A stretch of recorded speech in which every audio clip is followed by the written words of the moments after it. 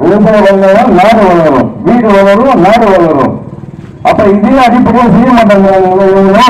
அப்ப இது யாரும் கேட்க மாட்டாங்கிற, நீதான் ஓட்டை வித்துடுற 500,000க்கு. அப்ப பாட்டாளி மக்கள் கட்சிக்கு ஒரு தடவை ஓட்டு போட்டு ஜெயிக்க வச்சு நம்மள ஆட்சி அதிகாரத்துல உட்கார விவசாயிக்கு இது செய்யலையா நீங்கன்னு சொல்லிட்டு நாளைக்கு சட்டை பிடிச்சிக்கலாம். யாரும் வேணாலும் இந்த ஊர் பசங்க என்ன உணவு தான் ஓட்டு போட்டோங்க.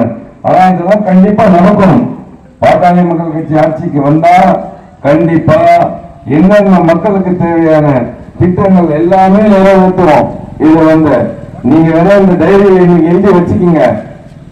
வரும் 2026 எலெக்ஷன்ல கண்டிப்பா நாங்க ஆட்சிக்கு அமைந்துட்டோம்னா உங்களுக்கு என்னென்ன சொல்றோமோ அதெல்லாம் கண்டிப்பா செய்வோம். ஆனா நீங்க படிச்சவங்க இருப்பீங்க, கிராமத்துக்கு அவங்களோட டைரியை எழுதி வச்சுக்கீங்க. இன்னைய தேதி போட்டு அன்புமணியும் அதான் சொல்றாரு, ராமதாஸ் ஐயாவும் அதான் சொல்றாரு.